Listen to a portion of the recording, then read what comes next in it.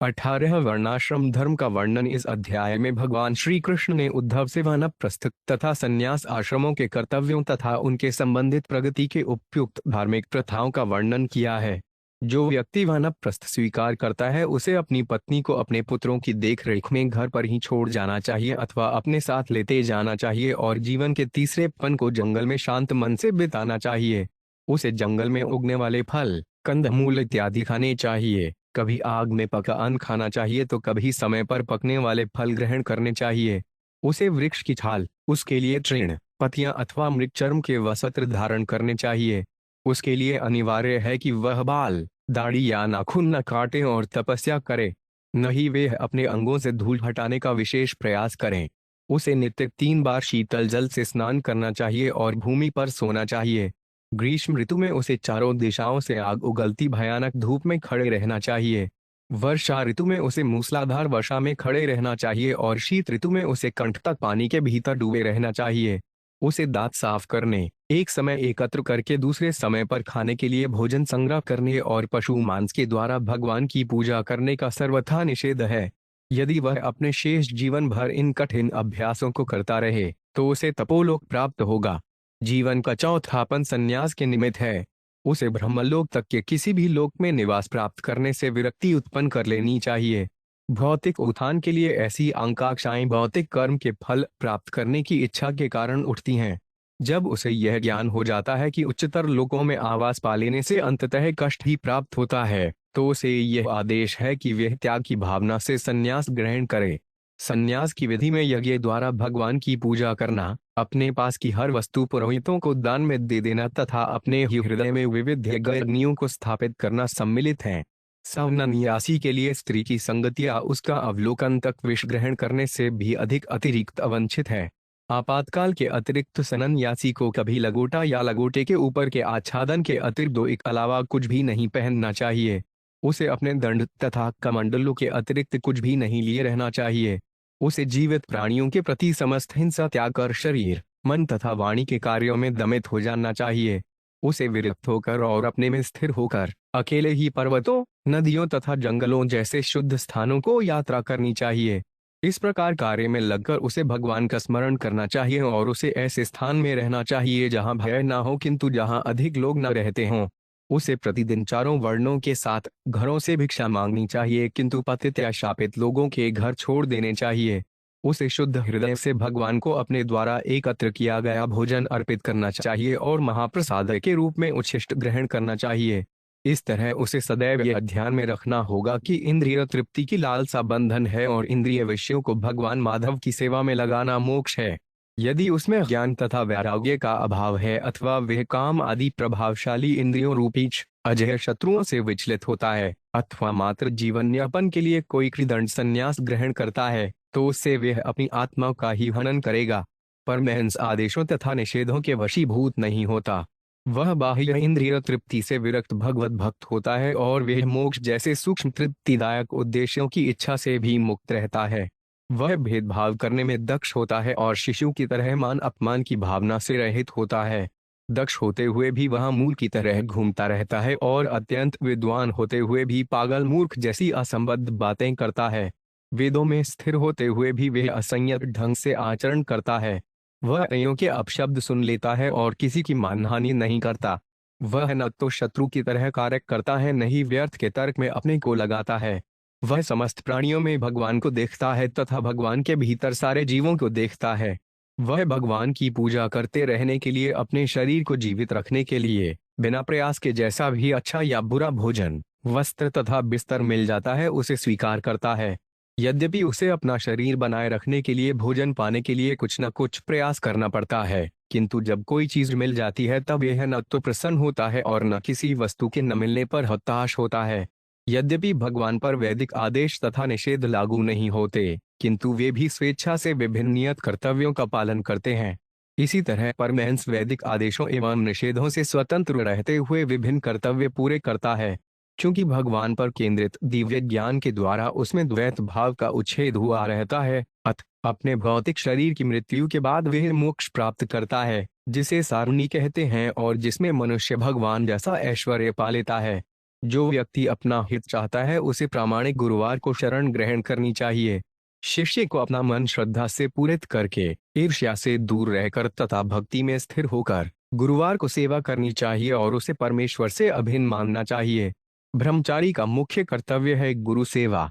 गृहस्थ का मुख्य कर्तव्य है जीवों की रक्षा तथा यज्ञ करना। वानप्रस्थ का कर्तव्य है तपस्या करना तथा सन्यासी का कर्तव्य है आत्मसंयम तथा अहिंसा बरतना। ब्रह्मचर्य गृहस्थ को चाहिए कि पत्नी के ऋतुमती होने पर माह में एक बार छोड़कर बाको पूरे समय ब्रह्मचर्य पालन करे। तपस्या, स्वच्छता, आत्मतुष्टि, सभी जीवों से मैत्री तथा भगवान की पूजा, ये हर जीवात्मा के लिए करणीय हैं। मनुष्य को अन्य लोगों की नहीं अपितु भगवान की सदैव सेवा करने से और सभी जीवों को परमात्मा रूप में भगवान का वासस्थान मानने से भगवान की दृढ़ भक्ति प्राप्त होती है। वेदों के कर्मकांड अनुभाग के अनुयायियों को विविध अनुष्ठानों के द्वारा पितृलोक तथा अन्य लोक प्राप्त हो सकते हैं, किंतु यदि ये लोग भगवान की भक्ति से युक्त हो लें तो इन्हीं कर्मों से वे मोक्ष की चरमावस्था प्राप्त कर सकते हैं। श्री भगवान उवाच वन विविक्षु पुत्रेषु भार्याण्यस्य सहैवा वन एव स्वेच्छान्तस्तृतीयं भागमायुष। 1।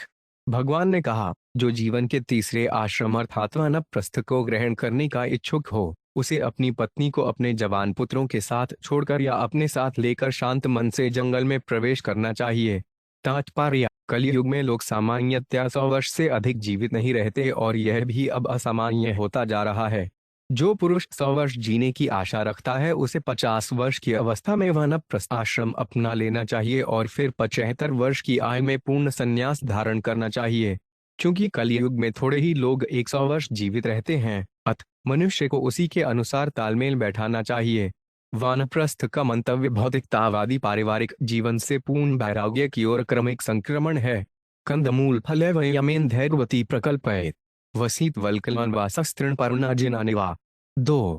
वानप्रस्थ आश्रम अपनाने पर मनुष्य को चाहिए कि जंगल में उगने वाले शुद्ध कंद, मूल तथा फल खाकर जीविका चलाए। वह पेड़ की छाल, घास, पत्ते या पशुओं की खाल पहने। तात्पर्य, विरक्त साधु जंगल में पशुओं को नहीं मारता अपितु ऐसे पशुओं की खाल प्राप्त करता है जिनकी स्वाभाविक मृत्यु हुई रहती है। मनोर साहिदा के गद्यांश के अनुसार, जिसे श्रील भक्ति सिद्धांत सरस्वती ठाकुर ने उद्धृत किया है, मेधे शुद्ध शब्द सूचित करता है कि जंगल में रहते हुए साधु को शहद से बने द्रव, मांस, कवक, कुकुरमुत्ते या कोई ब्रह्मात्मा क्या नशीली जड़ी बूटियां, चाहे वे दवा ही क्यों ना हो, ग्रहण नहीं करनी चाहिए। केशवमंक्ष्म शुम्लानी बिभूया होता है न धावेद सुमजित त्रिकाल स्थंडिलेशय। 3। वानप्रस्थ को अपने सिर, शरीर या मुखमंडल के बाल नहीं संवारने चाहिए, अपने नाखून नहीं काटने चाहिए, अनियमित समय पर मल मूत्र त्याग नहीं करना चाहिए और दांतों की सफाई का विशेष प्रयास नहीं करना चाहिए। उसे जल में नित्य 3 बार स्नान करके संतुष्ट रहना चाहिए और जमीन पर सोना चाहिए।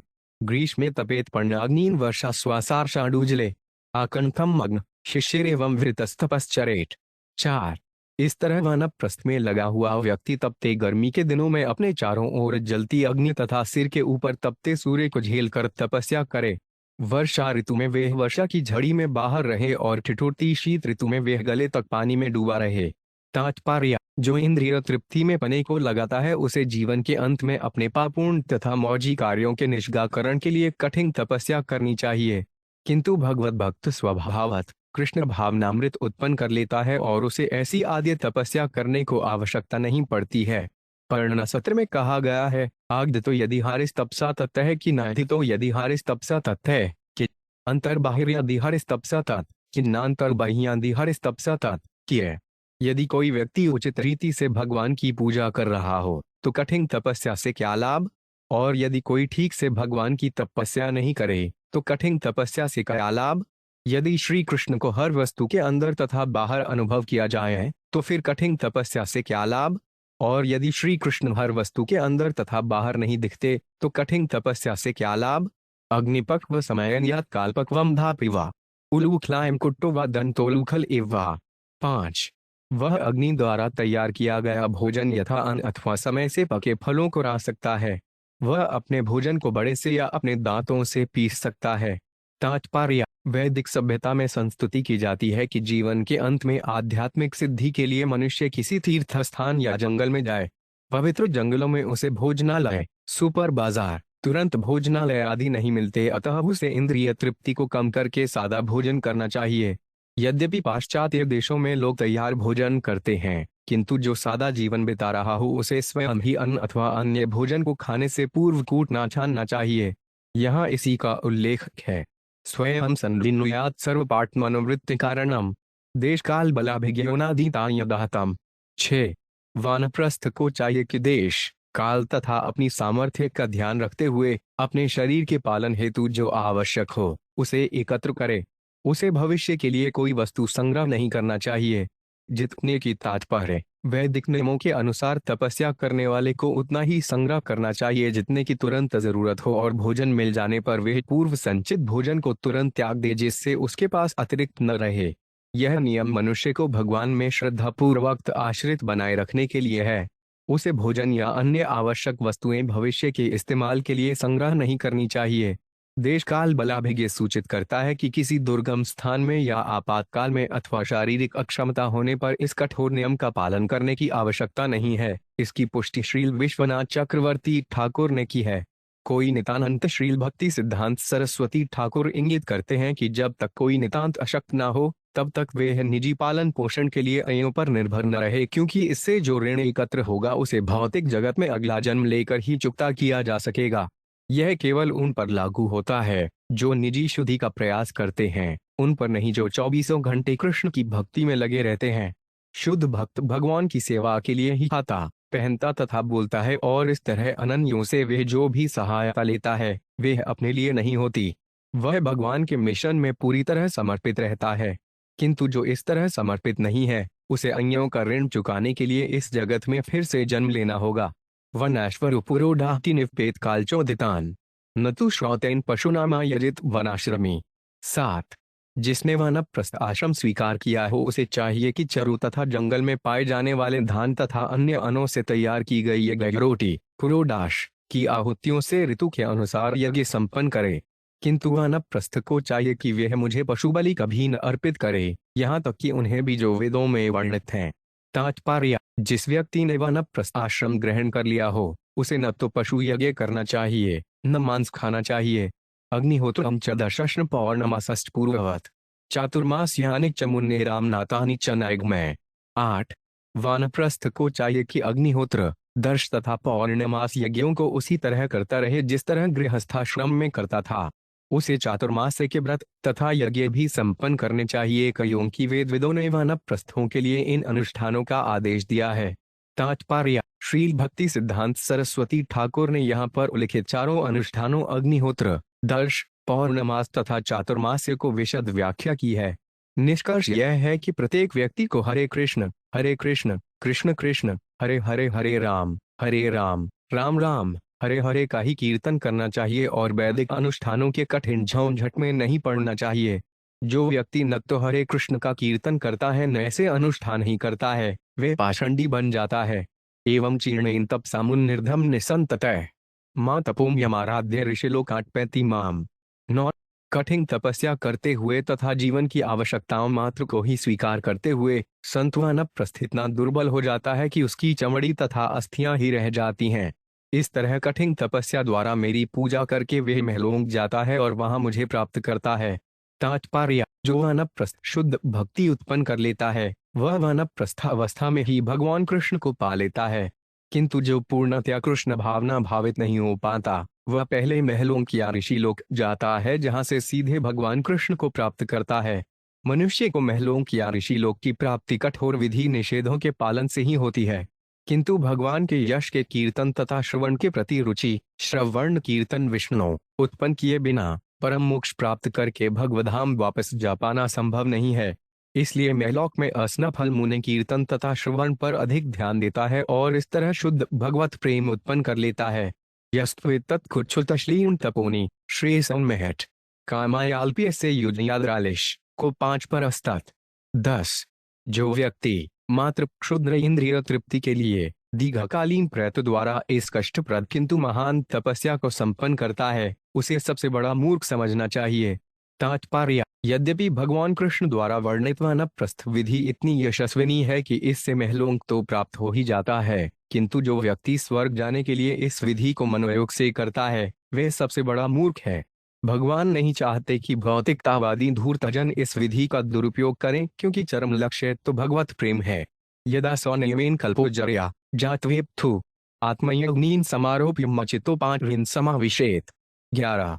यदि वानप्रस्थ बुधावस्था को प्राप्त हो और शरीर कांपने के कारण अपने नियत कर्म पूरा न कर सके तो उसे चाहिए कि ध्यान द्वारा यज्ञ अग्नि को अपने हृदय के भीतर स्थापित करें। फिर अपने मन को मुझ में टिकाकर उस अग्नि में प्रवेश करके अपना शरीर त्याग दे।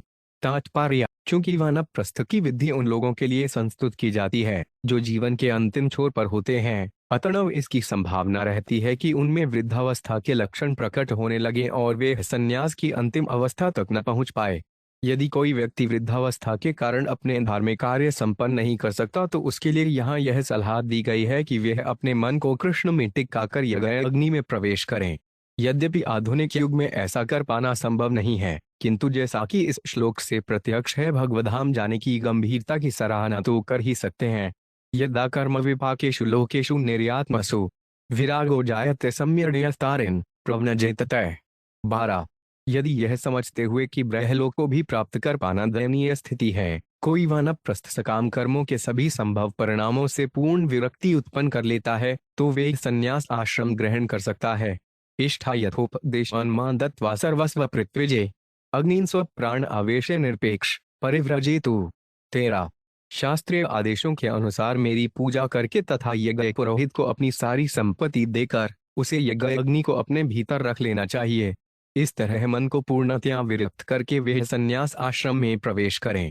तात्पर्य: जब तक अपनी सारी भौतिकतावादी संगति को त्याग न दिया जाए तथा एकमात्र भगवान की सेवा में अपने को लगा न लिया जाए, तब तक संन्यास आश्रम को बनाए रखना मुश्किल है। कोई भी भौतिक इच्छा विरक्त जीवन बिताने में धीरे धीरे अवरोधक बनती है। इसलिए मुक्त सन्यासी को भौतिक की इच्छाओं के खरपतवार से अपने को सावधानी पूर्वक मुक्त रखना चाहिए। यह खरपतवार स्त्री, धन तथा यश के प्रति आसक्ति के रूप में होती है। कोई भी सुंदर उद्यान जो फल फूलों से लदा हो बिना देखभाल के खरपतवार से भर जाता है।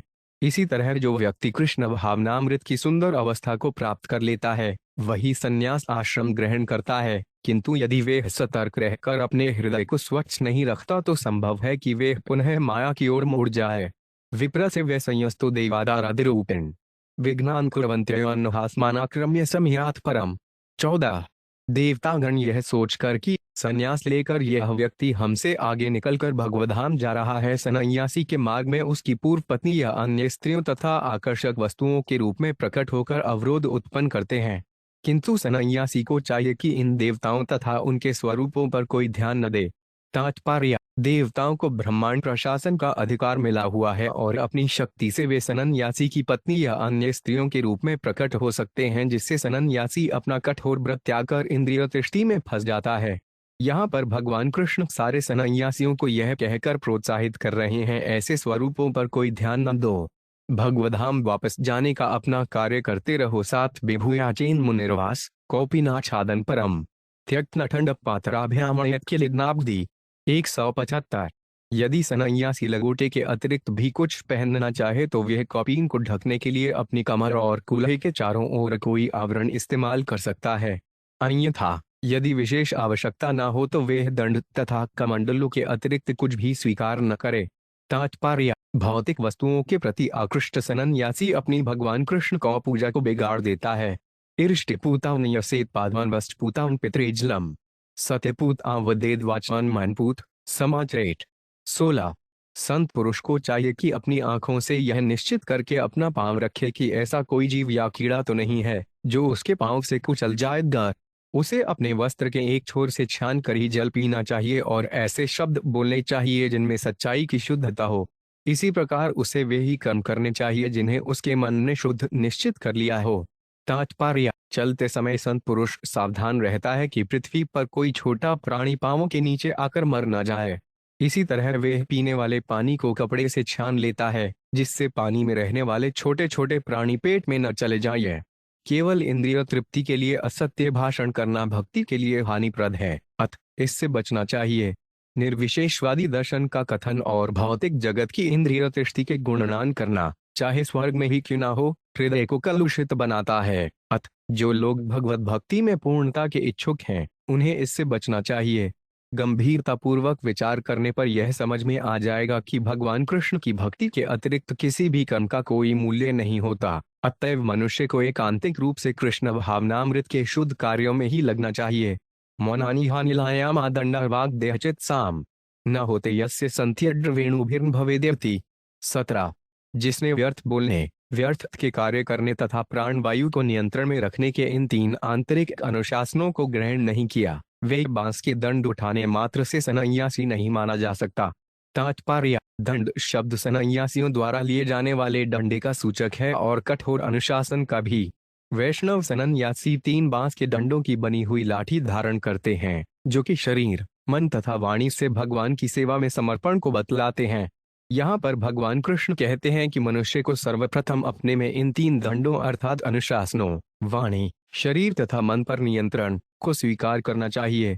अनिलायाम का अभ्यास, प्राणायाम, मन को वश में करने के लिए होता है और जो व्यक्ति सदैव भगवान कृष्ण की सेवा के विषय में ही सोचता है, उसे निश्चय ही प्राणायाम की सिद्धि प्राप्त हुई रहती है। मन, वाणी तथा शरीर के अनुशासन रूपी आंतरिक दंडों को आत्मसात किए बिना कोई 3 बाह्य दंड धारण करने से ही कोई वास्तविक वैष्णव सन्यासी नहीं बन जाता, जैसा कि यहाँ पर भगवान कृष्ण बतलाते हैं। महाभारत के हंसगीत भाग में तथा श्रील रूप गोस्वामी के उपदेशामृत में संन्यास आश्रम के विषय में शिक्षाएं हैं। वह बद्ध जीव जो कृदंडी संन्याय के बाह्य अलंकरणों को ग्रहण करता है, वे इंद्रियों को वश में नहीं कर सकता। जो व्यक्ति झूठी प्रतिष्ठा के लिए संन्यास लेता है और कृष्ण कीर्तन में वास्तविक प्रगति किए बिना संत होने का दिखावा करता है, वे भगवान को बहिरंगा शक्ति द्वारा शीघ्र ही विनष्ट कर दिया जाएगा। भिक्षा चतुर्ष वर्णेषु विगहान विरजयनश्वरेट सप्तागारान सदीप्तांस्तुषे लब्धेन तावता। 18। जो घर दूषित तथा अस्पृश्य हो उनका तिरस्कार करके वानप्रस्थ को चाहिए कि बिना पूर्व निश्चय के साथ घरों में जाए और उनमें भीख मांगने से जो भी प्राप्त हो उससे तुष्ट हो ले। आवश्यकता अनुसार वह 4 वर्णों के घरों में जा सकता है। तात्पर्य: संन्यास आश्रम को प्राप्त संत पुरुष भोजन तथा अन्य आवश्यकताओं की पूर्ति के लिए वैदिक संस्कृति के कट्टर अनुयायियों से भीख मांग सकते हैं। वैदिक आदेशानुसार विरक्त संत को ब्राह्मण जाति में भीख मांगनी चाहिए, किंतु यदि वे भूखों मरने वाला हो तो वे क्षत्रियों से, फिर वैश्यों से तथा अंत में शूद्रों तक से, यदि वे पापी न हों, भीख मांग सकता है, जैसा कि यहाँ पर विगद्यन शब्द द्वारा व्यक्त हुआ है। श्रील भक्ति सिद्धांत सरस्वती ठाकुर बतलाते हैं कि असंतृप्तान यह सूचित करता है कि उसे यह सोचकर कि नहीं घरों में नहीं जाना चाहिए कि उस घर से मुझे उत्तम भोजन मिल सकेगा। भिखारियों में तो उसी घर की बड़ी प्रतिष्ठा है, उसे बिना भेदभाव के साथ घरों में जाना चाहिए और उनसे जो कुछ मिले उसी से संतुष्ट रहना चाहिए। अपने निर्वाह के लिए उसे उन निवासियों के घरों से ही मांगना चाहिए जो वर्णाश्रम संस्कृति के सच्चे अनुयायी हों और ईमानदारी से जीविका चला रहे हों और पाप कर्मों से मुक्त हों। वह ऐसे ही घरों से भिक्षा मांगे। वह अपने निर्वाह के लिए उनसे भिक्षा न मांगे जो भगवत भक्ति के विरोधी हैं, क्योंकि वर्णाश्रम संस्कृति का पूरा उद्देश्य भक्ति ही है। जो लोग वैदिक संस्कृति का विरोध करते हैं, वे संत पुरुषों द्वारा भिक्षा मांगने को अपराध कर्म बताकर कानून बनाते हैं। इस तरह वे संत भिक्षुकों को सामान्य घुमाकर मानकर अपमान करते हैं और दंड देते हैं। काम से जी चुराने वाला आलसी व्यक्ति भीख मांगे तो वे निश्चित रूप से निंदनीय है, किंतु एक संत पुरुष जो भगवान की सेवा में समर्पित हो और भगवान की दया पर पूर्णतया अशनित रहने का अभ्यास करने के लिए भिक्षा मांगता हो, उसे मानव समाज में सारी सुविधाएं दी जानी चाहिए। श्रील भक्ति सिद्धांत सरस्वती ठाकुर बतलाते हैं कि भिक्षा मांगने के 3 रूप हैं। माधुकर मधुमक्खी का अनुकरण करने वाली विधि है, जिसमें मधुमक्खी प्रत्येक फूल से थोड़ा थोड़ा अमृत एकत्र करती है। इस तरह संत पुरुष प्रत्येक व्यक्ति से बहुत थोड़ी मात्रा लेता है, जिससे सामाजिक संघर्ष से बचा जाए। यहाँ पर उल्लिखित विधि असंक्लिप्त है, जिसमें व्यक्ति बिना भेदभाव किए 7 घरों में जाता है और जो भी प्राप्त होता है उसी से संतुष्ट हो जाता है। प्राक प्रणीत वह विधि है जिसमें निर्मिति दाताओं से ही निर्वाह के लिए संग्रह किया जाता है। इस संबंध में श्रील वी राघव आचार्य ने संन्यास की आरंभिक अवस्था का वर्णन किया है, जो कृति चक्र कहलाती है और इस प्रकार है। संन्यास धारण करने वाला व्यक्ति प्रारंभिक अवस्था में अपने पुत्रों या अन्य संबंधियों या शुभ चिंतकों से एक कुट्टी या ध्यान कुट्टियां बनाने को कहता है। वह सांसारिक कार्यों को छोड़कर इसी कुट्टी के भीतर बैठता है और काम, क्रोध, लोभ, मोह इत्यादि से मुक्त रहने का प्रयास करता है। नियमित जीवन के निर्धारित आदेशों के अनुसार वह त्रिदंड धारण करता है, कमंडलू से अपने को शुद्ध करता है, अपना सिर शिखा को छोड़कर घुट्टा देता है, जनेऊ में गायत्री मंत्र का जप करता है और गेरुवे वस्त्र धारण करता है। नियमित स्नान करना, स्वच्छ रहना, आचमन करना, जप करना, वेदाध्ययन करना, ब्रह्मचर्य व्रत रखना और भगवान का ध्यान करना, इन सब को करते हुए वह अपने पुत्रों, मित्रों तथा संबंधियों से नियमित रूप से भोजन प्राप्त करता है। न्यूनतम आवश्यकताओं की पूर्ति करते हुए वह मोक्ष पाने के क्षण तक अपनी कुटी में स्थिर रहता जाता है। बहिर्जलाशयन गत्वा तत्रोपस्पृश्यवाग्यतः विभज्य पावितां शेषान् भुञ्जीता शेष महतम। 19। वह भिक्षा मांगने से एकत्र हुआ भोजन लेकर जनसंख्या वाले क्षेत्रों को त्याग कर एकांत स्थान में किसी जलाशय के निकट जाए, वहां पर स्नान करके तथा भली भांति हाथ धोकर भोजन का कुछ अंश मांगने वालों में बांटे। वह बिना बोले ऐसा करे, तब शेष बच्चे भाग को ठीक से साफ करके अपनी थाली का सारा भोजन खा ले और बाद के लिए कुछ भी न छोड़े। तात्पर्य: श्रील भक्ति सिद्धांत सरस्वती ठाकुर बतलाते हैं कि संत पुरुष को चाहिए कि उन भौतिकतावादी व्यक्तियों से न तो तर्क वितर्क करे, न झगड़े, जो उसके भोजन में से कुछ भाग लेना चाहते हों। विभज्य शब्द इसका सूचक है कि कुछ हिस्सा ऐसे लोगों को दिया जाए जिससे उत्पात न मचे और तब जो बचे उसे भगवान विष्णु को अर्पित करके तब अपनी थाली का पूरा भोजन खा ले और आगे के लिए कुछ न छोड़े। बाह्य शब्द बताने वाला है कि उसे सार्वजनिक स्थान में नहीं खाना चाहिए। गाग्यत शब्द बताता है कि मौन होकर तथा भगवान की कृपा का ध्यान करते हुए भोजन किया जाए। एक शरेन महिमेत आने सड़य संयतेन्द्रिय आत्मक्रीडात्मरत आत्मवान समदर्शन है। 20। बिना किसी आसक्ति के इंद्रियों को पूरी तरह वश में करके उत्साही बने रहकर तथा भगवान के साक्षात्कार एवं अपने में तुष्ट संत पुरुष को अकेले ही पृथ्वी पर विचरण करना चाहिए।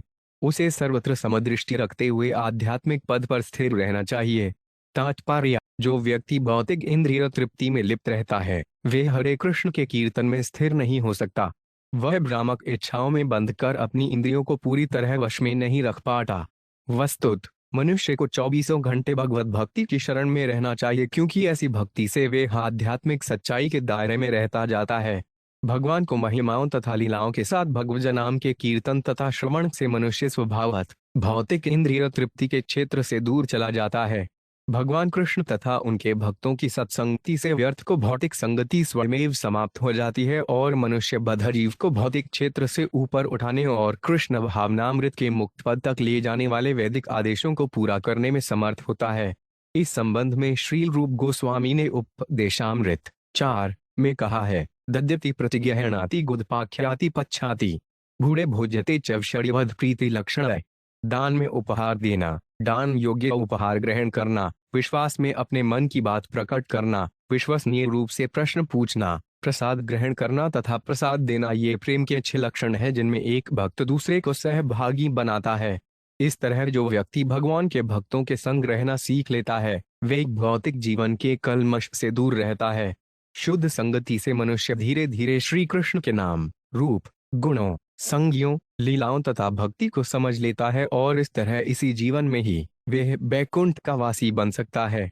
शुद्ध भक्तों की संगति में कोई भौतिक कलमश नहीं होता और नहीं व्यर्थ की कोई चर्चा होती है, क्योंकि सारे शुद्ध भक्त 24 घंटे भगवान की प्रेमा भक्ति में लगे रहते हैं। ऐसे भक्तों के प्रभाव से मनुष्य कोई समदर्शन उत्पन्न कर लेता है और कृष्ण भावनामृत के अनुभूत ज्ञान को सर्वत्र देखता है। जो ही कोई व्यक्ति भगवान कृष्ण के साथ अपने नित्य संबंध को समझने लगता है त्यों ही वह आत्मवान बन जाता है, अर्थात अपने स्वाभाविक पद पर स्थित हो जाता है। ऐसा महावैष्णव जो निरंतर प्रेमा भक्ति का रसास्वादन करता है और पृथ्वी पर भगवान के मिशन को पूरा करता है वे आत्मक्रीड है, अर्थात वे भगवान की अंतरंगा शक्ति के भीतर जीवन का भोग करता है। महाभक्त निरंतर भगवान तथा उनके भक्तों के प्रति आकृष्ट रहता है, अतः वे आत्मरत होता है। भक्ति में निरंतर लगे रहने से पूर्ण तुष्ट होता है। यहाँ पर उल्लिखित गुणों को भगवान कृष्ण का शुद्ध भक्त बने बिना विकसित नहीं किया जा सकता। जो व्यक्ति भगवान तथा उनके भक्तों से ईर्ष्या रखता है वे कुसंगति की ओर बढ़ता है, धीरे धीरे इंद्रियों का संयम खो बैठता है और अपवित्र जीवन के फंदे में पड़ जाता है। अभक्तों की असंख्य किस्में भगवान कृष्ण की ईर्ष्या रूपी वृक्ष की शाखाओं के समान हैं, इसलिए उनकी संगति हर संभव विधि से त्याग देनी चाहिए। भगवान की शुद्ध भक्ति के बिना मनुष्य का संपर्क भगवान को इच्छा तथा मिशन से टूट जाता है और वे भगवान की माया द्वारा सूजित अद्भुत नर नारियों, देवताओं, देवियों, राजनीतिज्ञों, वेश्याओं की पूजा करने लगता है। इस तरह मूर्खतावश वे भगवान के अतिरिक्त वस्तुओं को भी परम अद्भुत मानता है। वस्तुत जो लोग असीम सौंदर्य तथा आनंद का अनुभव करना चाहते हैं उनके लिए भगवान कृष्ण ही एकमात्र असली पूजा की वस्तु है। गंभीरता पूर्वक कृष्ण भावनामृत को स्वीकार करके ही कोई भगवान कृष्ण के दिव्य पद को अनुभव करता है और धीरे धीरे इस श्लोक में उल्लिखित सारे गुण उत्पन्न कर लेता है। विविक्त क्षेमा शृणु मधाभिलाषय आत्मान चिंतय देखम भेदेन मया मुनि। 25। मुनि को चाहिए कि सुरक्षित तथा एकांत स्थान में रहते हुए और निरंतर मेरे ध्यान द्वारा मन को शुद्ध करके अपने को मुझसे अभिन्न मानते हुए एकमात्र आत्मा में अपने को एकाग्र करे। तात्पर्य जो व्यक्ति भगवान के साथ 5 प्रमुख प्रकार के संबंधों में से किसी एक द्वारा भगवत भक्ति में लगा रहता है वह शुद्ध वैष्णव कहलाता है। भगवत प्रेम में आगे बढ़ जाने के कारण शुद्ध भक्त बिना किसी भौतिक बाधा के भगवान के यश का कीर्तन करने में सक्षम रहता है। वह कृष्ण के अतिरिक्त अन्य किसी में रुचि नहीं रखता और गुणात्मक दृष्टि से अपने को भगवान से भिन्न नहीं मानता। जो व्यक्ति इतने पर भी नित्य आत्मा को आच्छादित करने वाली स्थूल देह तथा सूक्ष्म मन के द्वारा आकृष्ट होता रहता है वही अपने को भगवान से भिन्न देखता है। यह भ्रांति पदार्थ के साथ मिथ्या पहचान के कारण होती है। मनुष्य को चाहिए कि भौतिक कल्मश से रहित इंद्रियों के द्वारा समस्त इंद्रियों के स्वामी भगवान की सेवा करें। इस तरह की गई भक्ति त्रुटि रहित मानी जाती है। जो व्यक्ति जैदिक साहित्यक आदेशों की अवहेलना करता है वे व्यर्थ ही मायामय कार्यों में अपनी इंद्रियों की गतिशीलता को नष्ट करता है। वह झूठे ही अपने को भगवान कृष्ण से भिन्न मानता है और इस तरह कल्पना करता है कि उसकी रुचि भगवान की रुचि से स्वतंत्र है। ऐसे व्यक्ति द्वारा जीवन स्थैर्य प्राप्त कर पाना असंभव होता है क्योंकि काल के बाधक प्रभाव से कर्म का क्षेत्र निरंतर कोई रुचि बदलता रहता है। यदि भक्त भगवान की भक्ति को छोड़कर कोई रुचि उत्पन्न करता है तो भगवान से एकात्मता का उसका ध्यान विचलित होकर पलट जाएगा। जब मन भगवान के चरण कमलों से विपथ होता है तो भौतिक प्रकृति की द्वैतता मन में प्रधान हो उठती है और तब मनुष्य प्रकृति के 3 गुणों पर आधारित कार्यक्रम चलाने लगता है। जो व्यक्ति भगवान के प्रति अपने संबंध में स्थिर नहीं होता वह निडर या स्थिर नहीं हो सकता और भगवान श्री कृष्ण की शरण से वंचित रह जाता है। इसलिए इस श्लोक में हुए वर्णन के अनुसार मनुष्य को अपनी पहचान चेतना के शुद्र कण के रूप में करनी चाहिए जो परम चेतना श्री कृष्ण से भिन्न नहीं है। इस प्रकार मनुष्य को कृष्ण भावनामृत में स्थिर रहना चाहिए। अन्वीक्षितात्मनोबंध मोक्ष ज्ञानिष्ठया बंध इंद्रिय विक्षेपो मोक्ष संयम। 22। मुनि को चाहिए कि स्थिर ज्ञान द्वारा वे आत्मा के बंधन तथा मोक्ष की प्रकृति को निश्चित कर ले। बंधन तब होता है जब इंद्रियां इंद्रिय तृप्ति की ओर चलायमान होती हैं और इंद्रियों पर पूर्ण नियंत्रण ही मोक्ष है। तात्पर्य अपने नित्य स्वभाव को भली भांति समझ लेने पर मनुष्य पुनः भौतिक शक्ति के बंधन में नहीं बंधता और परब्रह्म की निरंतर सेवा में लगे रहने से वह मोक्ष प्राप्त करता है। तब चलायमान इंद्रियां उसे भौतिक भोक्ता होने की मिथ्या चेतना की ओर नहीं खींच ले जाएंगी। ऐसा हृदयेंद्रिय नियंत्रण उसे भौतिक इंद्रिय तृप्ति की यातना से राहत दिलाता है। तस्मानियम्य षड्वर्ग मध्यवेंचरेन मुनि विरक्त क्षुद्र कामे भयोलब्ध्वात्मनि सुखन्महट। 23। इसलिए 5 इंद्रियों तथा मन को कृष्ण भावनामृत द्वारा पूर्ण नियंत्रण में रखते हुए मुनि को अपने भीतर आध्यात्मिक आनंद का अनुभव करके शुद्र इंद्रिय तृप्ति से विरक्त हो जाना चाहिए। पुरग्राम व्रजान सार्थान भिक्षार्थ प्रविश्वमनश्चरेत पुण्य देश श्री छैलवनाश्रम वर्ति महीम। 24। मुनि को चाहिए कि वह पवित्र स्थानों में बहती नदियों के किनारे तथा पर्वतों एवं जंगलों के एकांत में घूमे। वह अपने जीवन निर्वाह के लिए भिक्षा मांगने के लिए ही शहरों, ग्रामों तथा चरागाहों में प्रवेश करे और सामान्य कामकाजी लोगों के पास जाए। तात्पर्य श्रील श्रीधर स्वामी के अनुसार पुर शब्द बाजारों तथा व्यापारिक केंद्रों वाले शहरों तथा कस्बों का द्योतक है और ग्राम छोटे छोटे कस्बों का जिनमें ऐसी सुविधाएं नहीं होती। जो वानप्रस्थ या सन्यासी भौतिक आसक्ति से छूटना चाहता हो उसे चाहिए कि इंद्रिय तृप्ति के लिए दिन रात कार्य करने वाले लोगों से दूर रहे और उनके पास उन्हें दान के कार्य में संलग्न करने के लिए ही जाए। जो लोग विश्व भर में कृष्ण भावनामृत का प्रचार कर रहे हैं वे मुक्तात्मा माने जाते हैं, अतः वे भौतिकतावादी जीवों को कृष्ण भक्ति में लगाने के लिए निरंतर उनके पास पहुंचते रहते हैं। किंतु ऐसे प्रचारकों को भी भौतिकतावादी जगत के संपर्क से बचना चाहिए जब तक कि उन्हें कृष्ण भावनामृत कार्य को अग्रसर करने के लिए आवश्यक न हो। आदेश यह है कि भौतिकतावादी जगत से व्यर्थ का नाता न जोड़े। वानप्रस्थाश्रमोपदेशो भीष्मन्भेष्यमाचरेत् संसिद्ध्यत्याश्रसमोह शुद्ध सत्वः शिलांधसा। 25। वानप्रस्थ आश्रम में जीवन बिताने वाले को चाहिए कि वह अन्यों से दान लेता रहे, क्योंकि इससे वह मोह से छूट जाता है और शीघ्र ही आध्यात्मिक जीवन में सिद्ध बन जाता है। निसंदेह जो इस विनीत भाव से प्राप्त भोजन से अपना पेट पालता है, उसका जीवन शुद्ध हो जाता है। तात्पर्य: पाश्चात्य देशों के लोग सामान्यतया इतने मंद बुद्धि होते हैं कि वे एक संत भिक्षुक तथा सामान्य हिप्पी में अंतर नहीं कर पाते। संत भिक्षुक सदैव भगवान की प्रामाणिक भक्ति में लगा रहता है और उतना ही स्वीकार करता है जितने से जीवन निर्वाह हो सके। प्रस्तुत लेखक को स्मरण है कि जब वह कृष्ण भावनामृत संघ में आया तो वह एक उद्धत विश्वविद्यालय का छात्र था, किंतु कृष्ण के नाम पर जब सड़कों पर भिक्षा मांगने लगा तो तुरंत ही विनम्र बन गया। यह विधि सैद्धांतिक नहीं, अपितु अन्यों को आदर देने के लिए बाध्य करके मनुष्य जीवन को शुद्ध बनाने वाली है। जब तक कोई व्यक्ति अन्यों को सम्मान नहीं देता, उसका भीख मांगना व्यर्थ है। यही नहीं, भीख मांगने से वे प्राय बहुत अच्छा भोजन नहीं कर पाता। यह अच्छा है, क्योंकि जब जीव वश में हो जाए तो अन्य इंद्रियां तुरंत शांत हो जाती हैं। वानप्रस्थी को अपने भोजन के लिए भिक्षा मांगने की शुद्धिकारक विधि कभी नहीं छोड़नी चाहिए, और सामान्य लोगों को चाहिए कि संत भिक्षु को, जो परमेश्वर के लिए उच्चतर कार्यों में लगा रहता है, मूर्खतावश हिप्पियों जैसा नहीं माने। नेतद्वस्तुत्वा पशेदृशमानवान् विनश्यति अमक्तक्षतुर्विर्मेदिहामुत्र निकीर्षितातु। 26। मनुष्य को चाहिए कि जो भौतिक वस्तुएं नष्ट हो जाएंगी, उन्हें चरम सत्य के रूप में न देखे। भौतिक आसक्ति से रहित चेतना द्वारा उसे उन सारे कार्यों से विलग हो जाना चाहिए जो इस जीवन में तथा अगले जीवन की भौतिक प्रगति के निमित्त हों। तात्पर्य: किसी को यह शंका हो सकती है कि एक भद्र पुरुष किस तरह पारिवारिक जीवन से विलग होकर भिक्षुकोत्तर थोड़ा सा भोजन करके रह सकता है। इसका उत्तर देते हुए यहाँ पर भगवान कहते हैं कि अच्छे स्वादिष्ट भोजन तथा अन्य सारी भौतिक वस्तुओं को, यथा शरीर ही को, कभी चरम सत्य नहीं मानना चाहिए, क्योंकि ये स्पष्टया नाशवान वस्तुएं हैं। उसे इस जीवन तथा अगले जीवन में ही ऐसे भौतिक कार्यक्रमों से लग हो लेना चाहिए जो उसके मुख का वर्धन करें। यदेदात्मनि जगन मनोवाक् प्राण सनहतम सर्वमायति तर्केण स्वस्थस्त्यक्त्वा न तत्स्मरेत्। 27। उसे चाहिए कि भगवान के भीतर स्थित ब्रह्मांड तथा मन, वाणी एवं प्राण वायु से निर्मित अपने भौतिक शरीर को तर्क वितर्क द्वारा भगवान की माया शक्ति का ही प्रतिफल माने। इस तरह अपने में स्थित होकर उसे इन वस्तुओं से अपनी श्रद्धा हटा लेनी चाहिए और उन्हें फिर कभी अपने ध्यान की वस्तु नहीं बनानी चाहिए। तात्पर्य: प्रत्येक बद्ध जीव इस जगत को अपनी निजी इंद्रिय दृष्टि की वस्तु मानता है, इसलिए भौतिक शरीर को अपनी वास्तविक पहचान मानता है। त्यक्त्वा शब्द सूचित करता है कि मनुष्य को भौतिक जगत तथा भौतिक देह के साथ झूठी पहचान करना त्याग देना चाहिए, क्योंकि दोनों ही भगवान की माया के प्रतिफल हैं।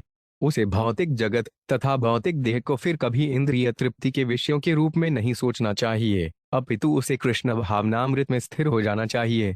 भगवान की भौतिक शक्ति चेतनारहित है, अतएव वह वास्तविक सुख का आधार नहीं बन सकती। स्वयं भगवान ही एकमात्र परम चेतन जीव हैं। वे नितांत आत्माराम हैं और विष्णु रूप में अकेले खड़े रहते हैं। एकमात्र विष्णु ही हमें जीवन की वास्तविक सिद्धि प्रदान कर सकते हैं, भौतिक प्रकृति की क्षुद्र कार्य प्रणाली नहीं। ज्ञानिष्ठो विरक्तो वा मदक्तो वा अनपेक्षक्यः सलिडानाश्रमान् त्यक्त्वा चरेद विधिगोचर। 28। ज्ञान के अनुशीलन के प्रति समर्पित तथा बाह्य पदार्थों से विरक्त हुआ विद्वान अध्यात्मवादी, योगी या मोक्ष की भी इच्छा से विरक्त मेरा भक्त, ये दोनों ही उन कर्तव्यों की उपेक्षा करते हैं जो बाह्य अनुष्ठानों अथवा साज सामग्री पर आधारित होते हैं। इस तरह उनका आचरण विधि विधानों की सीमा से परे होता है। तात्पर्य: यह श्लोक जीवन को परमहंस अवस्था को बताता है, जिसमें अनुष्ठान करने या बाह्य साज सामग्री तथा विधि विधानों की आवश्यकता नहीं रहती। मोक्ष की खोज करने वाला पूर्णतया स्वरूप सिद्ध ज्ञान योगी या इससे भी आगे भगवान का पूर्ण भक्त जो मोक्ष भी नहीं चाहता, वे और अधिक भौतिक व्यस्तता की इच्छा नहीं करता। जब कोई व्यक्ति मन को पूरी तरह शुद्ध कर लेता है तो पापूर्ण आचरण की संभावना नहीं रहती। विधि विधान तो उनके लिए हैं जो अज्ञान में रहकर कर्म करने की ओर उन्मुख होते हैं या निजी तृप्ति के लिए ऐसा करते हैं, किंतु जो व्यक्ति आध्यात्मिक चेतना में पूर्ण होता है वह मुक्त होकर विचरण कर सकता है। जैसा कि भगवान ने यहाँ कहा है, जो व्यक्ति अंधाधुंध मोटर कार चलाना चाहता है या स्थानीय सड़क की हालत से परिचित नहीं होता, ले उसके लिए सड़क के चिन्हों का अनुशासन तथा यातायात के नियमों का पुलिस द्वारा लागू किया जाना आवश्यक होता है। किंतु नितांत सावधान चालक स्थानीय सड़कों की हालत से पूरी तरह परिचित रहता है। उसे न तो गति सीमा तथा सावधानी के चिन्हों की आवश्यकता होती है, न इन नियमों के लागू करने वाले अधिकारियों की। भगवान का शुद्ध भक्त भगवान की सेवा के अतिरिक्त कुछ भी नहीं चाहता। वह सभी निषेधात्मक एवं विध्यात्मक आदेशों का स्वयमेव पालन करता है, जो कृष्ण का सदा स्मरण करना और उन्हें कभी न भूलना है। किंतु किसी को बनावटी परमहंस भक्त के उच्च पद की नकल नहीं करनी चाहिए, क्योंकि ऐसा करने से उसका आध्यात्मिक जीवन तुरंत नष्ट हो जाएगा। पिछले श्लोकों में भगवान ने जीवन के विभिन्न आश्रमों के अनुष्ठानों, साज सामग्री तथा अनुशासनों का विस्तार से वर्णन किया है। उदाहरणार्थ, सन्यासी त्रिदंड तथा कमंडलू धारण करता है और विशेष ढंग से खाता पीता तथा रहता है। परमहंस भक्त भौतिक जगत से सारी आसक्ति तथा रुचि त्याग देता है, जिससे वह वैराग्य के ऐसे बाह्य लक्षणों से आकृष्ट नहीं होता। बौद्धो बालकवत कीड़ेत कुशलो जड़बचरेट वदेदुजमत वद विद्वान गोचर्यानगमश्चरेट।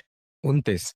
परम चतुर होते हुए भी परमहंस को चाहिए कि मान अपमान को भुलाकर बालक के समान जीवन का भोग करे। परम दक्ष होते हुए भी जड़ तथा अकुशल व्यक्ति की तरह आचरण करे। परम विद्वान होते हुए भी विक्षिप्त व्यक्ति की तरह बोले तथा वैदिक विषयों का पंडित होते हुए भी अनियंत्रित ढंग से आचरण करे। तात्पर्य, इस भय से कि कभी कभी लोग परम स्वरूप सिद्ध व्यक्ति की जिस प्रकार अत्यधिक प्रतिष्ठा करते हैं, उससे उसका मन विचलित न हो जाए, परहंस सन्यासी अपने पद को छिपाता है, जैसा कि इस श्लोक में वर्णित है। ऐसा व्यक्ति न तो जनता को प्रसन्न करने का प्रयास करता है, न ही सामाजिक प्रतिष्ठा चाहता है, क्योंकि उसके जीवन का मिशन भौतिक जगत से विरक्त रहना तथा भगवान को सदैव प्रसन्न रखना है। यद्यपि वह सामान्य विधि विधानों को उपेक्षा करता है, किंतु वह पापी या अनैतिक नहीं बनता। प्रत्युत वह धार्मिक अनुष्ठानों की अवहेलना करता है, जैसे विशेष प्रकार से वस्त्र पहनना तथा विशेष अनुष्ठानों एवं तपस्याओं का आचरण करना। जिन भगवत भक्तों ने भगवनाम का प्रसार करने में अपना जीवन अर्पित कर दिया है, उन्हें चाहिए कि कृष्ण भावनामृत को इस दक्षता से प्रस्तुत करें कि आम जनता को सुहावना लगे और वे इसे स्वीकार कर सकें। जो लोग प्रचार कार्य करते हैं, उन्हें मिशनरी उन्नति के नाम पर अपनी प्रतिष्ठा को अग्रसर करने का प्रयास किए बिना श्री कृष्ण को लोकप्रिय बनाने की कोशिश करनी चाहिए। जो परमहंस कृष्ण भावनामृत वितरण कार्य में न लगा हो, उसे जनता के अभिमत से किसी प्रकार का लगाव नहीं रखना चाहिए। वेदवाद ऋतु न स्यान पाषंडी न हेतु कै शुष्कवाद विवादे न कश इतपक्षम समाश्रयेत। 30। भक्त को न तो वेदों के कर्मकांड अनुभाग में उल्लिखित सकाम अनुष्ठानों में लगना चाहिए, न ही वैदिक आदेशों के विरुद्ध कार्य करके या बोलकर नास्तिक बनना चाहिए। इसी तरह उसे न तो निरतार्किक या संशयवादी की तरह बोलना चाहिए, न व्यर्थ के वाद विवाद में किसी का पक्ष लेना चाहिए। तात्पर्य, यद्यपि परमहंस भक्त अपने उच्च पद को छिपाता है, किंतु अपने को छिपाने का प्रयास करने वाले के लिए भी कुछ कार्यों का निषेध है। श्रील विश्वनाथ चक्रवर्ती ठाकुर बतलाते हैं कि छिपाने के नाम पर उसे भूत प्रेत नहीं बन जाना चाहिए। पाषाण शब्द द्योतक है वेदों का विरोध करने वाले नास्तिक दर्शन का यथाबौद्ध मत। हेतुक शब्द द्योतक है भौतिक तर्क या प्रयोग द्वारा प्रदर्शित किए जा सकने वाले को मानने वाले का। चूंकि वेदों का सारा उद्देश्य उसे समझना है जो भौतिक अनुभव के परे है, अतएव संशयवादी का तथाकथित तर्क आध्यात्मिक उन्नति के लिए असंगत है। श्रील जीव गोस्वामी ने इस संबंध में चेतावनी दी है कि भक्त को नास्तिक साहित्य नहीं पढ़ना चाहिए, भले ही नास्तिकता का खंडन उसका उद्देश्य हो। ऐसे साहित्य से पूरी तरह बचना चाहिए। उपरयुक्त निषिद्ध कार्य कृष्ण भावनामृत की प्रगति में इतने अहितकर हैं कि इन्हें बाहरी दिखावे के लिए भी ग्रहण नहीं करना चाहिए। नोद्विजेत जना धीरो जनवरी चोद्विजेन्तु अतिवादान स्थितिक चेतनावमनेत कर्णलन देह उद्देश्य पशुवध कुर्यान किंचित। 39। संत पुरुष को चाहिए कि वह न तो किसी के डराने या विचलित करने से डरे, न ही अन्य लोगों को डराए धमकाए।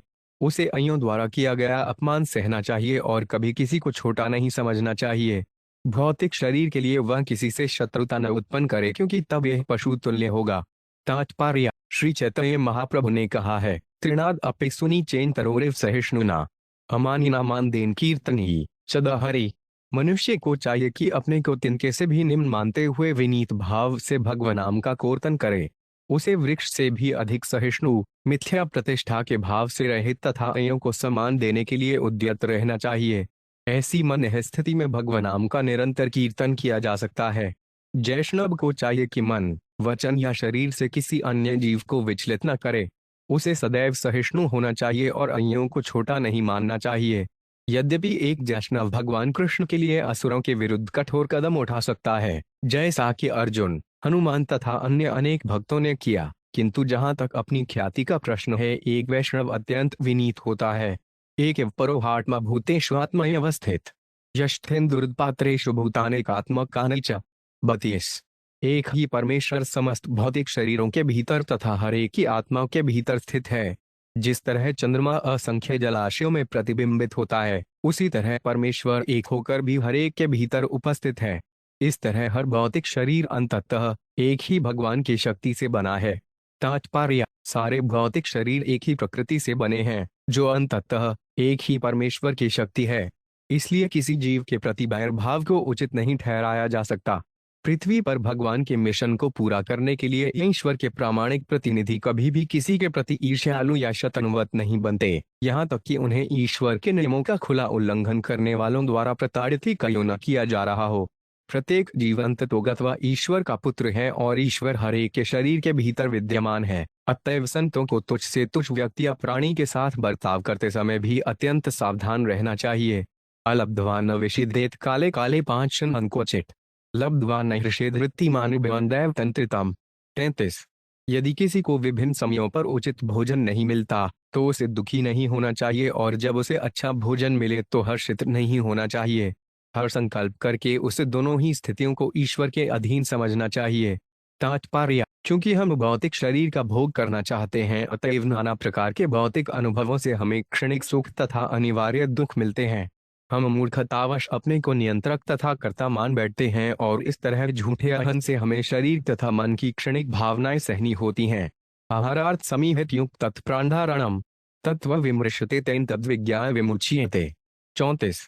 आवश्यकता पड़े तो उसे चाहिए कि पर्याप्त भोजन पाने के लिए प्रयास करे, क्योंकि स्वास्थ्य बनाए रखने के लिए यह आवश्यक तथा उचित है। इंद्रियां, मन तथा प्राण के स्वस्थ रहने पर वह आध्यात्मिक सत्य का चिंतन कर सकता है, और सत्य समझने पर वह मुक्त हो जाता है। तात्पर्य: यदि भोजन अपने आप या भिक्षाटन से नहीं आ पाता, तो अपने शरीर तथा आत्मा को बनाए रखने के लिए उसे प्रयत्न करना चाहिए, जिससे आध्यात्मिक कार्यक्रम में विघ्न न आए।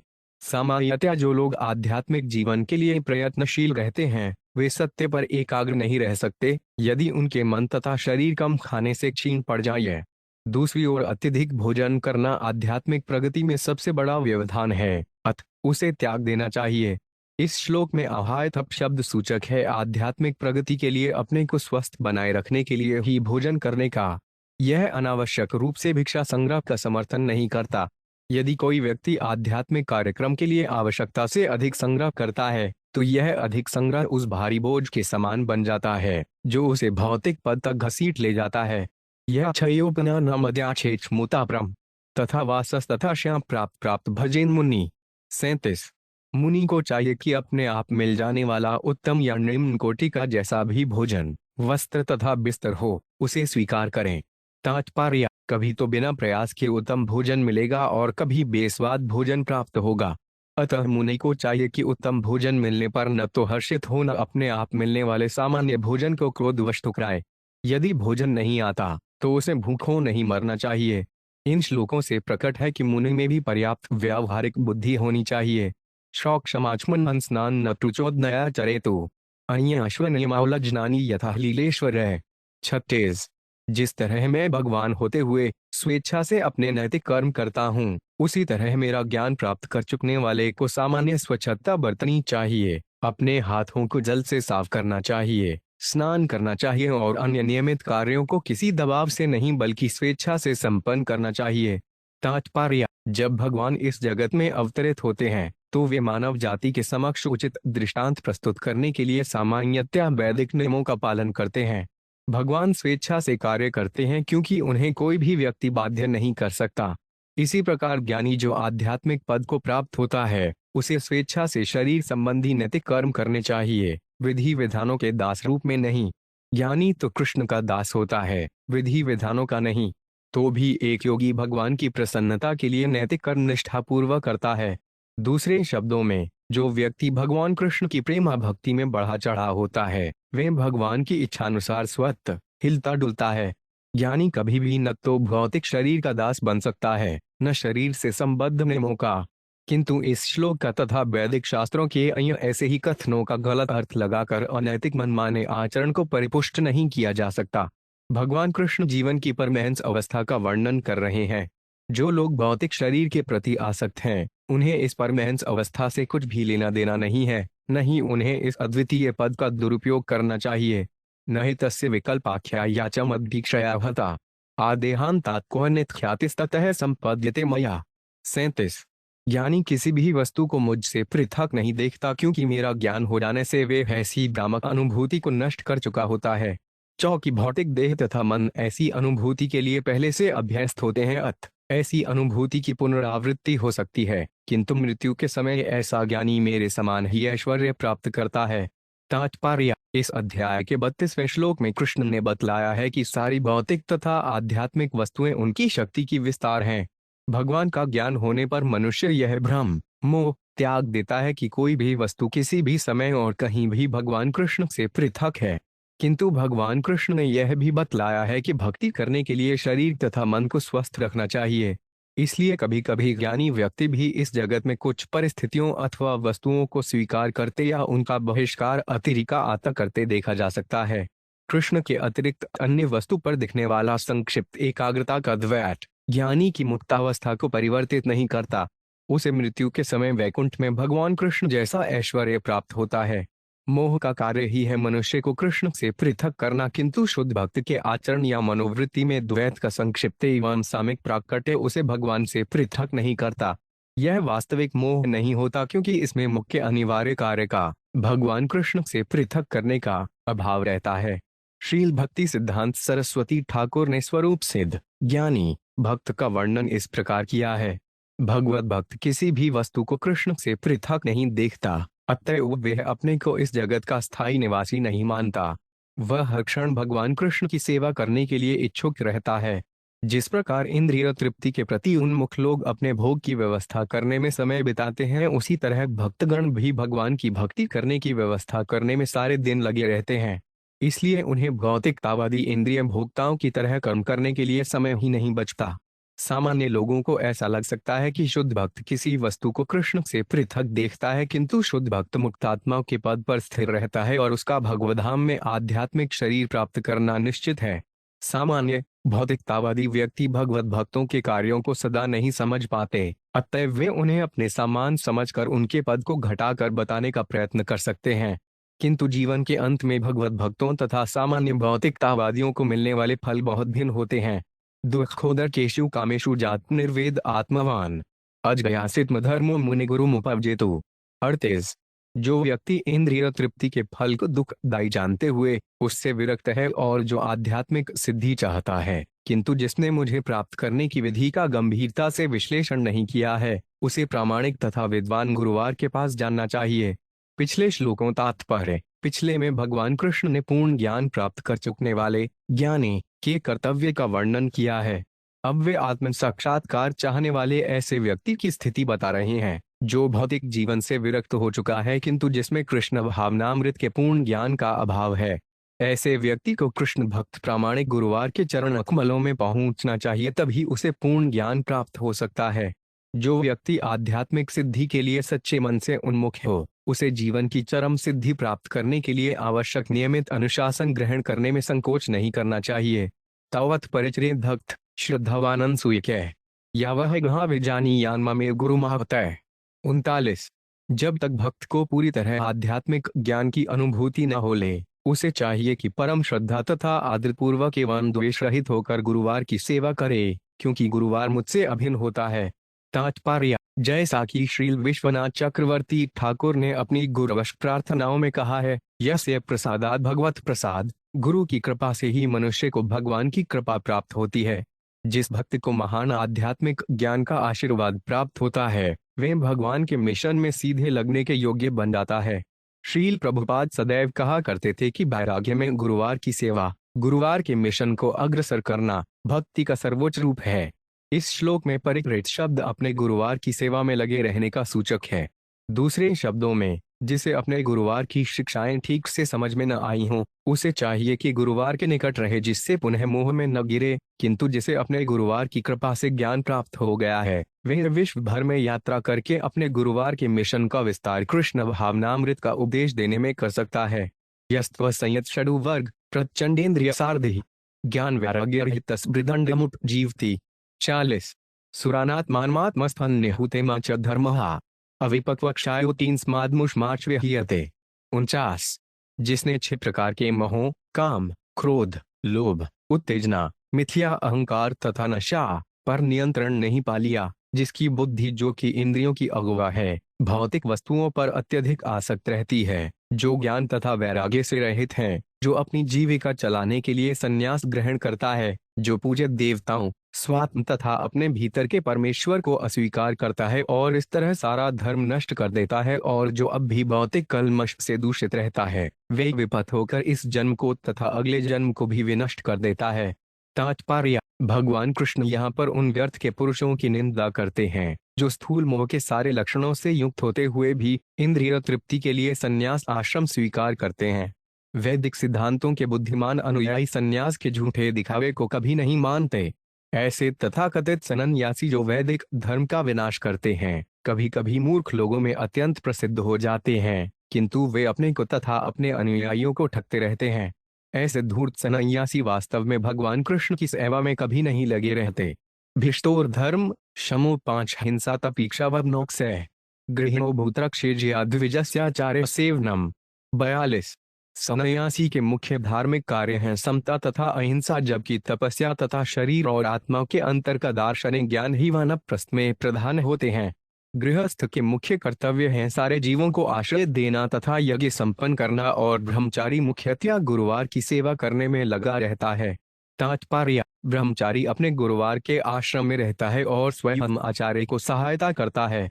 सामान्यतया गृहस्थों को यज्ञ करने तथा अर्चा विग्रह की पूजा का कार्य सौंपा जाता है। उन्हें सारे जीवों के लिए जीविका प्रदान करनी चाहिए। वानप्रस्थ को अपने वैराग्य का पद बनाए रखने के लिए शरीर तथा आत्मा के अंतर को स्पष्ट समझना चाहिए और तपस्या भी करनी चाहिए। सन्यासी को आत्म साक्षात्कार में पूरी तरह अपना शरीर, मन तथा वाणी लगाना चाहिए। मन की समता प्राप्त करके वे सारे जीवों का सर्वश्रेष्ठ शुभेच्छ होता है। ब्रह्मचर्य तपः शौच संतोषो भूत सौदम गृहस्थस्याप्युतौ गन्तुः सर्वेषां मदुपासनम्। 43 गृहस्थ को चाहिए कि संतान उत्पन्न करने के लिए ही नियत समय पर अपनी पत्नी के साथ संभोग सहवास करे, अन्यथा वह ब्रह्मचर्य तपस्या, मन तथा शरीर की स्वच्छता, अपने स्वाभाविक पद पर संतोष तथा सभी जीवों के प्रति मैत्री का अभ्यास करें। मेरी पूजा तो वर्ण अथवा आश्रम का भेदभाव त्याग कर सबों को करनी चाहिए। तात्पर्य: सर्वेषां मदुपासनम सूचित करता है कि वर्णाश्रम प्रणाली के सभी अनुयायियों को भगवान कृष्ण की पूजा करनी चाहिए, नहीं तो पद से नीचे गिरने का खतरा है। श्रीमद् भागवत 3:11 में कहा गया है, न भ्रजनत्यव जानन्ति स्थानात् भ्रष्ट पतनत्यध। भले ही कोई वैदिक अनुष्ठानों तथा प्रथाओं को संपन्न करने में बढ़ा चढ़ा हो, भगवान की पूजा किए बिना वे निश्चित रूप से नीचे गिर जाएगा। गृहस्थाश्रमियों को कुकरों शुकरों की तरह स्वतंत्रता पूर्वक अपनी संभोग शक्ति का भोग करने का अधिकार नहीं है। धार्मिक गृहस्थ को नियत काल तथा स्थान में अपनी पत्नी के पास जाना चाहिए और भगवान की प्रसन्नता के लिए संत स्वभाव की संतान पैदा करनी चाहिए। अन्यथा यहाँ विशेष रूप से उल्लेख हुआ है कि गृहस्थ को चाहिए कि उन्नत मानव सभ्यता के अन्य सदस्यों के साथ ब्रह्मचर्य का अभ्यास करें। शौचशय शब्द मन तथा शरीर की स्वच्छता का सूचक है या फिर आसक्ति तथा विकर्षण से पूर्ण मुक्ति का। जो व्यक्ति ईश्वर की पूजा परम नियंता के रूप में करता है, वे ईश्वर द्वारा प्रदत्त किसी भी स्थिति में संतोष का अनुभव करता है। हर व्यक्ति के भीतर भगवान कृष्ण का दर्शन करने से वे भूत सुहृत अर्थात सबों का शुभेच्छु मित्र बन जाता है। इति यह स्वधर्मेन भजे नित्यम नय भाक सर्वभूतेषु मद्भावो मदक्तिविन्ते हड्ढम। 44 जो व्यक्ति अनन्य भाव से मेरी पूजा करता है और जो सारे जीवों में मुझे उपस्थित समझता है, वे मेरी अविचल भक्ति प्राप्त करता है। तात्पर्य: इस श्लोक में स्पष्ट बतलाया गया है कि संपूर्ण वर्णाश्रम प्रणाली का चरम लक्ष्य भगवान कृष्ण की प्रेमा भक्ति करना है, जिसकी व्याख्या भगवान कृष्ण विस्तृत रूप में करते आ रहे हैं। किसी भी वर्ण या आश्रम में मनुष्य को भगवत भक्त होना चाहिए और एकमात्र उन्हीं की पूजा करनी चाहिए। प्रामाणिक गुरुवार भगवान कृष्ण का प्रतिनिधि होता है और आचार्य की पूजा सीधे भगवान के चरण कमलों में पहुंचती है। यद्यपि सामान्य गृहस्थों को कभी कभी वैदिक आदेश दिए जाते हैं कि वे विशिष्ट देवताओं या पूर्वजों को पूजा करें, किंतु हर एक को स्मरण रखना चाहिए कि भगवान कृष्ण सभी जीवों के भीतर रहते हैं। जैसा कि यहाँ पर कहा गया है, सर्वभूतेषु मद्भाव, शुद्ध भगवत भक्त केवल भगवान की पूजा करते हैं, और जो मनुष्य शुद्ध भक्ति के पद तक नहीं पहुंच सकते हैं, वे देवताओं तथा अन्य सारे जीवों के भीतर भगवान का ध्यान यह समझकर तो करें कि सारी धार्मिक विधियां अंततोगत्वा भगवान की प्रसन्नता के निमित्त हैं। प्रचार कार्य के समय शुद्ध भक्तों तक को सरकारी नेताओं तथा समाज के अन्य प्रतिष्ठित व्यक्तियों से पाला पड़ता रहता है। कभी कभी तो उनकी प्रशंसा करनी होती है और उनके आदेशों का पालन करना होता है। तो भी कईयों की हर एक के भीतर परमात्मा रूप में स्थित भगवान कृष्ण का भक्तगण सदैव ध्यान करते हैं, इसलिए वे भगवान की प्रसन्नता के लिए कार्य करते हैं, किसी सामान्य व्यक्ति के आनंद के लिए नहीं। वे व्यक्ति जो अपने वर्णाश्रम कर्तव्यों के दौरान विभिन्न देवताओं की पूजा करते हैं, उन्हें भी हर एक का आधार भगवान को मानना चाहिए। उन्हें सारे कार्यकलापों से भगवान को प्रसन्न करने में दत्तचित्त रहना चाहिए। जीवन की यह अवस्था ईश्वर प्रेम कहलाती है और इससे वास्तविक मोक्ष प्राप्त होता है। भक्त्योदवान पायनिया सर्वलोक महेश्वरम सर्वोत्पत्त्यप्ययन भवा कारणोन्मोपयाति से 47। हे उद्धव, मैं सारे लोकों का परमेश्वर हूँ और परम कारण होने से मैं इस ब्रह्मांड का सृजन और विनाश करता हूँ। इस तरह मैं परब्रह्म हूँ और जो अविचल भक्ति के साथ मेरी पूजा करता है वे मेरे पास आता है। तात्पर्य, जैसा कि श्रीमद् भागवत के प्रथम स्कंद 1 फरवरी 11 में कहा गया है, कृष्ण को 3 रूपों में जाना जाता है: निर्विशेष ब्रह्म, अंतर्यामी परमात्मा तथा अंत में सबों के उद्गम भगवान श्री कृष्ण के रूप में। भगवान कृष्ण निर्विशेष दार्शनिकों को अपने शरीर की किरणों में लीन करते हैं। वे पूर्ण योगियों के समक्ष हृदय के स्वामी के रूप में प्रकट होते हैं और अंत में अपने शुद्ध भक्तों को आनंद तथा ज्ञान के नित्य जीवन हेतु अपने धाम वापस लाते हैं। इति स्वधर्म निर्निक्त सत्व निज्ञात मद्गति ज्ञान विज्ञान संपन्नो नक्षरात समपैति माम। 46। इस तरह जो अपने नियत कर्म करके अपने जीवन को शुद्ध कर चुका होता है, जो मेरे परम पद को पूरी तरह से समझता है और जो शास्त्रीय तथा स्वरूप सिद्ध ज्ञान से युक्त होता है, वे शीघ्र ही मुझे प्राप्त करता है। वर्णाश्रम अवतान धर्म आचार लक्षण स्वयं मधक्तियुतो निःश्रेयसकर पर 47। जो इस वर्णाश्रम प्रणाली के अनुयायी हैं, वे उचित आचार की प्रामाणिक प्रथाओं के अनुसार धार्मिक सिद्धांतों को स्वीकार करते हैं। जब प्रेमा भक्ति में ऐसे वर्णाश्रम कर्म मुझे अर्पित किए जाते हैं, तो वे जीवन की चरम सिद्धि देने वाले होते हैं। तात्पर्य, वर्णाश्रम प्रणाली के अनुसार विभिन्न आश्रमों तथा वर्णों के सदस्यों को अनेक परंपरागत कार्य करने होते हैं, यथा पूर्वजों को उनके पाप फलों से बचाने के लिए पितरों की पूजा करना। ऐसे समस्त वैदिक अनुष्ठान, यज्ञ, तप इत्यादि भगवान श्री कृष्ण के चरण कमलों पर अर्पित कर देना चाहिए। तब वे ही भगवधाम वापस जाने के दिव्य साधन बन जाते हैं। दूसरे शब्दों में, कृष्ण भावनामृत या श्री कृष्ण की प्रेमा भक्ति प्रगतिशील मानव जीवन का सार समाहार है। एततेट विहितं साथो भवान पूजति यस्माम यथा स्वधर्म संयुक्त भक्तो मासम यात परम। 48। हे साधु उद्धव, तुमने जैसा पूछा मैंने तुम्हें वे सारे साधन बतला दिए हैं, जिनसे अपने नियत कर्म में लगा हुआ मेरा भक्त मेरे पास वापस आ सकता है। इस प्रकार श्रीमद्भागवत के 11वें स्कंद के अंतर्गत वर्णाश्रम धर्म का वर्णन नायक 18वें अध्याय के श्रील भक्तिवेदांत स्वामी प्रभुपाद के विनीत सेवकों द्वारा रचित तात्पर्य पूर्ण हुए।